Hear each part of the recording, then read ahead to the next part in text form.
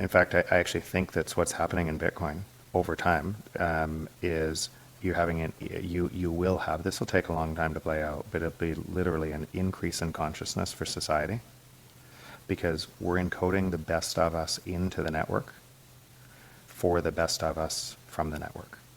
That's what that's what it looks like. And so again, it's just a ledger based on truth, right? You can't have a lie on And the ledger. you can't have a lie on the ledger. It's just constantly updating the truth, and it's impossible to break that. And so and that has totally different incentive structure than the world that we live in today.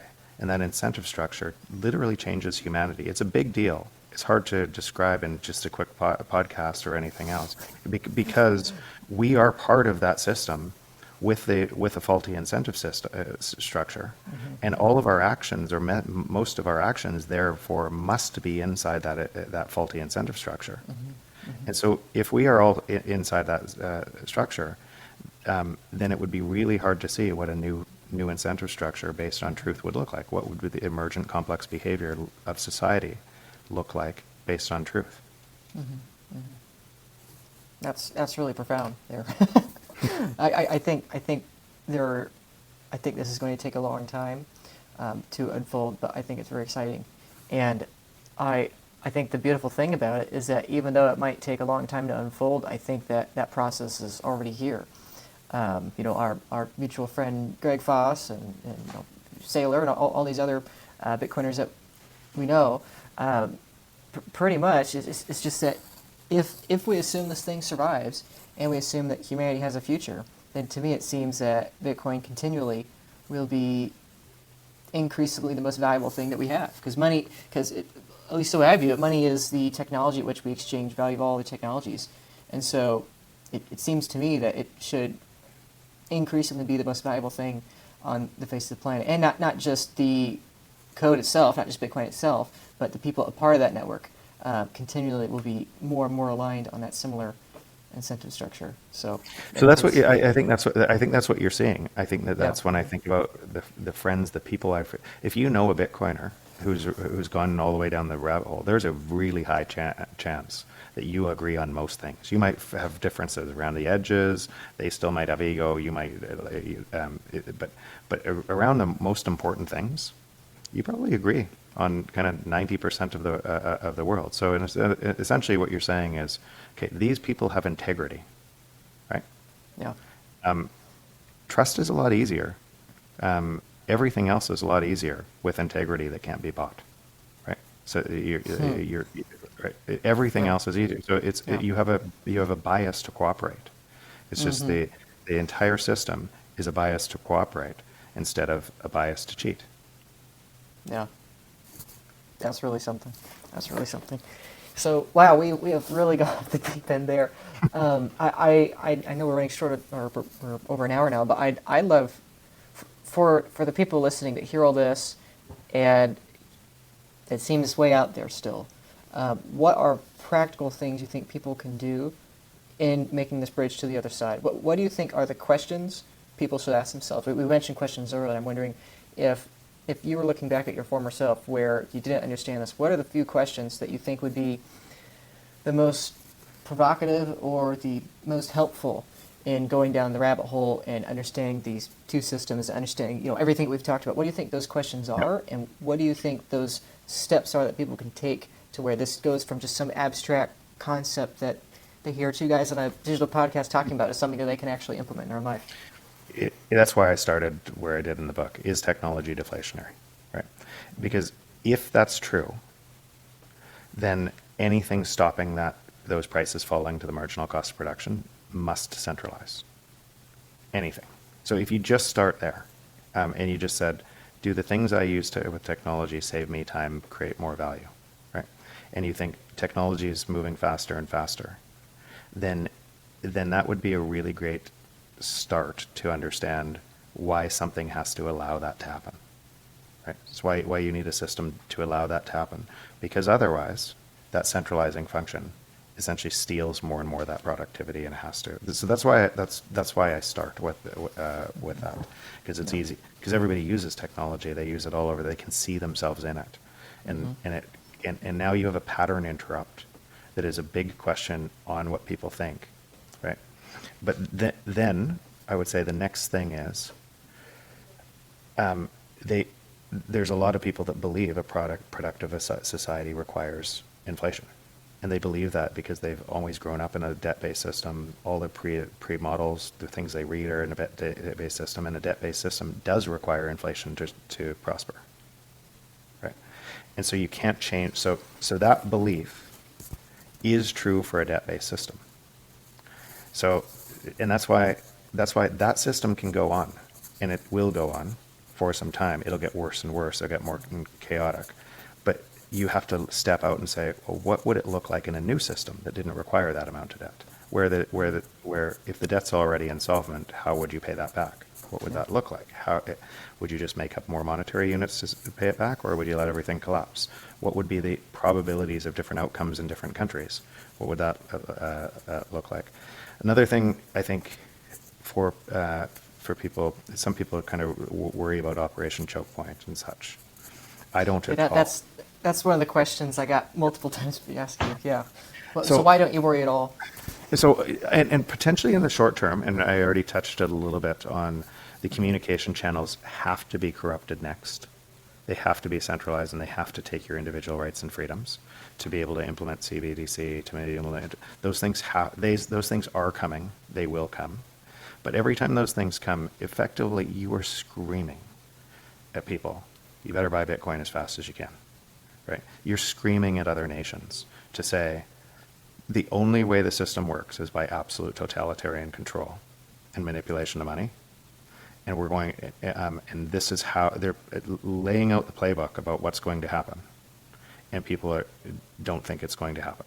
So, so as you're screaming this from the rafters, because it's all based on theft or misinformation, you're actually highlighting truth. And more people are building to it. And if you saw what was happening from my seat, the people building to it, I just imagine, try to be a government and try to stop technology, right? And try to stop technology, open decentralized technology, and everything that's coming on top of that layer. They're looking back 5 years at what was, and they can't stop that. They have no idea what's coming. 5 years from now, yeah. Yeah, exactly. They have no clue. If you see all the innovation in this space and what's coming, no clue. Are you able to touch on that a little bit? I'm sure many people, including myself, would be interested if, I don't know if you're able to or not, but I'd be really fascinated to hear. So I would say, let me not right now, just because. Yeah, sure. Because as we do, as some of these companies launch their next what they're doing, you just think, okay, I have a system that is. Let me back. If there was so much power in a system, and let's say in that system, this is an if.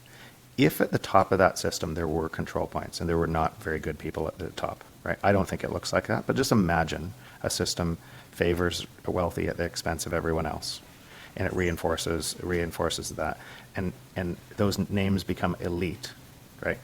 And the elite really rest on theft from a majority of the population of the world, and we call them elite when it's based on a theft. Which is not alone. But if that system relied on that, and it was 10,000 times bigger than Bitcoin, you would have to expect any single thing that advanced Bitcoin to get attacked like crazy from that system. But most people would be in that system, and they would be corrupted by that information because they wouldn't be outside of the system yet. So they would believe what they read. They would believe all the things.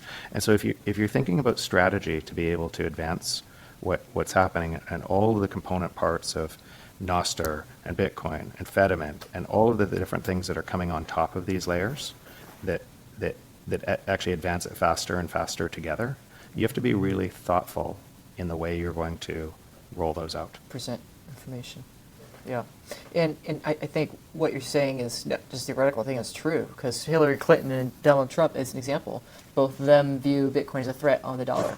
And both of their voter bases, I'm sure, to a certain degree, believe them, perhaps for different reasons. Perhaps one political parties, voters have different views on Bitcoin and why Bitcoin's bad at a different group. But I think you're right about that. That we can already see that with Bitcoin, and I can only imagine for the future layers what that misinformation is going to look like. But Just one of these things that you've already done this work, and you've done it on Bitcoin, and you've done it on the existing financial system, I suspect, right?